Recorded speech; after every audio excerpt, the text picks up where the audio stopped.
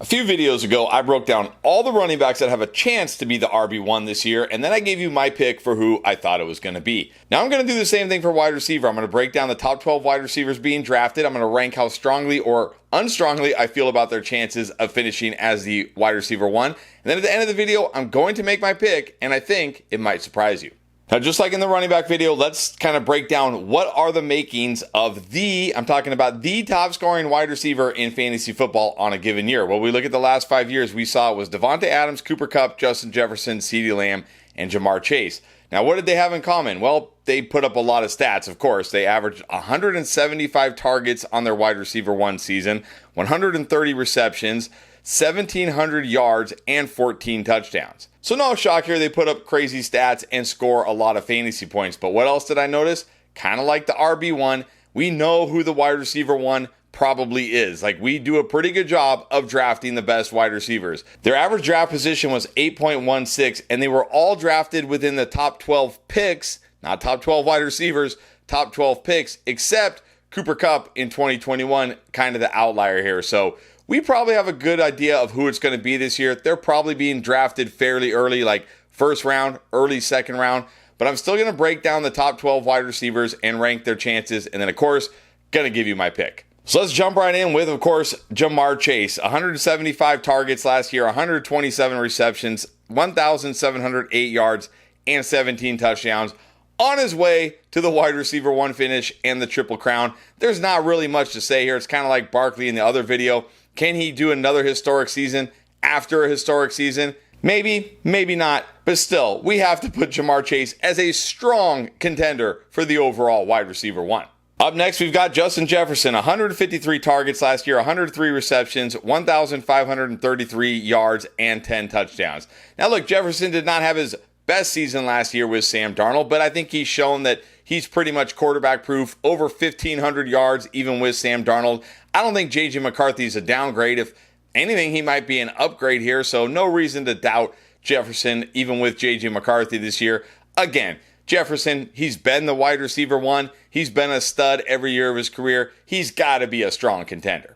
Next up, we've got CeeDee Lamb, 152 targets last year, 101 receptions, 1,194 yards, and 6 touchdowns. But remember, he only played 15 games, and he had to play a lot of those games with Cooper Rush. Again, this is a guy just 2 years ago. He was the wide receiver one in fantasy football. We know he's got the talent to be the wide receiver one. He's in the offensive context to be the wide receiver one. So again, CeeDee Lamb, despite a down year last year, assuming Dak stays healthy, got to be another strong candidate for the wide receiver one. Right behind him, we see Amon-Ra St. Brown, 142 targets last year, 115 receptions, 1,263 yards, and 12 touchdowns. But despite having a career high in touchdowns last year, he once again was the wide receiver 4. He's never finished higher than the wide receiver 4. How does he finish higher than the wide receiver 4, honestly? I mean, with Jahmyr Gibbs taking targets, Jamison Williams just getting more involved in the offense, Sam Laporta still there, Ben Johnson gone. Hard to see Amon-Ra St. Brown being the top scoring wide receiver in fantasy. He'll still be good, but I can only put his chances of being the overall number one wide receiver at average, and even that feels kind of generous.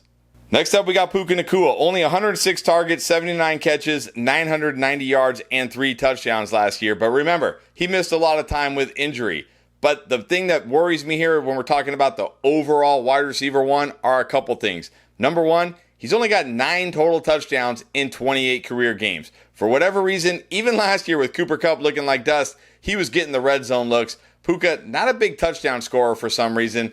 Also, Stafford, now dealing with back issues, getting up there in age. There's health risks here. What if he does lose Stafford for a significant part of the season and he's got to play with Jimmy G? That's definitely a downgrade. But again, Puka's a great wide receiver, a solid wide receiver. I think he'll be totally fine for you in fantasy.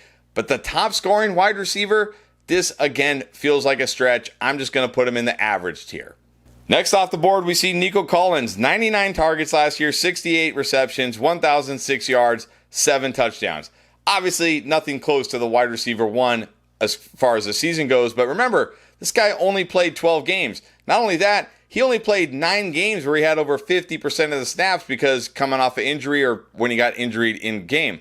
If you look at his pace in just his healthy games where he played over 50% of the snaps, he was on pace for 160 targets, 107 receptions, 1,579 yards, and 10 touchdowns. And I'm going to be honest, I love Nico heading into this year. I think he's being a little slept on. I think his situation is great. Joe Mixon battling with an injury. They might not be able to run the football. They're going to have to throw the football a ton. And he's got no real competition for targets here. So I think Nico Collins, I can't quite put him in the strong tier, but I think he's got to be in the good tier. I think he's got a chance in 2025. Right behind him, we see Malik Neighbors, 170 targets last year, 109 receptions, 1,204 yards, and 7 touchdowns. And remember, he did this in only 15 games while playing with some of the worst quarterbacks in the NFL. Now he gets Russell Wilson. Whatever you think of Russell Wilson, one thing he can still do is sling that deep ball. Last year, George Pickens had the highest catch percentage on deep targets.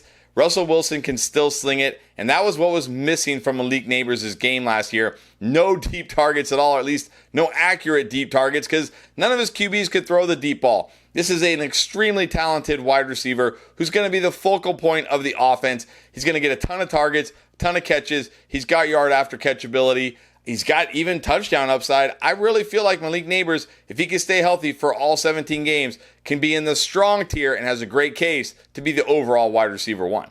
Right behind him, we see another second-year wide receiver who was awesome last year, Brian Thomas Jr., 133 targets, 87 catches, 1,282 yards, and 10 touchdowns. My worries here for him, of course, are, number one, they drafted Travis Hunter, who, yes, he's going to be splitting between wide receiver and defense, but he's a significant upgrade at wide receiver that the Jacksonville Jaguars did not have last year, which could mean less targets for Brian Thomas Jr. Also, kind of like the thing that nobody's talking about here is how much better Brian Thomas Jr. was with Mac Jones than Trevor Lawrence. That being said, this guy's a great player. He's a stud. I think you'll be more than happy if you draft him. But talking about the overall wide receiver 1, I don't know. Feels like a stretch. I'm going to say chances only average for BTJ. And the next wide receiver we see being drafted is A.J. Brown. 97 targets last year, 67 catches, 1,079 yards. But remember, he did only play 13 games. But still, look at his pace if you look at it over the entire season. 126 targets, 87 receptions, 1,411 yards, 9 touchdowns. That is not going to be the overall wide receiver 1 unless every other wide receiver gets hurt. That's the issue here. This is not a high volume passing attack. It's a very low volume passing attack. He's also splitting targets with Devonta Smith. Dallas Goedert is healthy. Look, A.J. Brown's going to be great. He's got top 5 upside, definitely top 10 upside, but overall wide receiver 1 upside, yeah, I just don't see it. I'm going to say a below average chance for A.J. Brown. Now, a wide receiver who absolutely broke out last year, Drake London, 157 targets, 100 catches, 1,271 yards, and 9 touchdowns. And remember, he did this playing with Kirk Cousins for most of the season, who was absolutely garbage last year. But look at what he did in the 3 games of Michael Penix Jr. If you put that over a 17-game sample, we're talking about a 221 target pace, 124 receptions, 1,994 yards, and 11 touchdowns. Yes, that is going to be the wide receiver 1.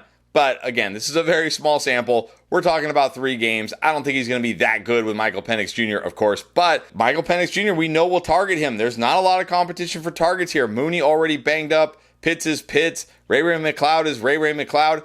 Drake London could certainly get the targets, the yards, the touchdowns. I think there's a possibility here. So I got to put his chances at good. I'm going to put Drake London in the good tier. Then another second-year wide receiver I absolutely love this year, Ladd McConkey. Last year, 112 targets, 82 receptions, 1,149 yards, and 7 touchdowns. And look, Ladd McConkey is absolutely an elite wide receiver. He can play inside, he can play outside. It doesn't matter. He's a stud. That being said, can I really pencil in Ladd McConkey as a chance for the overall top-scoring wide receiver? Is he going to have enough touchdowns, enough targets, enough receptions? We know this is a team that wants to run the football behind that offensive line, lean on the defense. So while I like Ladd McConkey, and I think Ladd McConkey, again, kind of like A.J. Brown, has top 5, top 10 upside, top 1, even for as much as I like Ladd, feels like a stretch. I'm going to say below average here. And then finally, somebody's got to be the number 12 wide receiver being drafted, and this year it is T. Higgins. T. Higgins had a great year last year, 109 targets, 73 receptions, 911 yards, and 10 touchdowns. Remember, he did that only playing 12 games because that's what T. Higgins does. He only plays 12 games every year. But if we look at the pace for a 17-game season, we're talking about 154 targets, 103 receptions, 1,290 yards, and 14 touchdowns. But of course, when we're talking about the overall wide receiver one, not only would he have to play all 17 games, but he'd have to be better than his own teammate Jamar Chase. And outside of Jamar Chase getting hurt, how is he going to do that? So T. Higgins, again, I do feel like maybe he's going to be a bit of a trap this year. But if he stays healthy, or if you just accept the fact that you're going to not get like 4 or 5 games from him this year, T. Higgins should still be very good for your fantasy team. But as far as being the top scoring wide receiver in fantasy, when he's got Jamar Chase as his teammate, yeah, definitely a below average chance for T. Higgins. All right, it's time for my pick now. I told you might be a little bit surprised by this. My pick is going to be Nico Collins. Now, I'm not going to deep dive into why I think Nico Collins can do it and all the stats. I'm going to talk about him in more detail in another video coming up. I just want to say this about Nico. I love his situation this year. We're talking about one of the best wide receivers in football attached to a good enough quarterback that can support an elite wide receiver in a situation where I think they're going to have to throw the ball a ton. We're talking 35 plus pass attempts per game on a team that doesn't have a ton of other targets that need to demand the ball. Nico Collins, I think, has every trait you're looking for in the wide receiver one this year, and he's my pick to do it in 2025. Now, of course, if you somehow missed the running back version of this, or if you haven't been following our draft content this offseason, what are you doing? You need to get yourself caught up. Go check it all out in our 2025 playlist right here.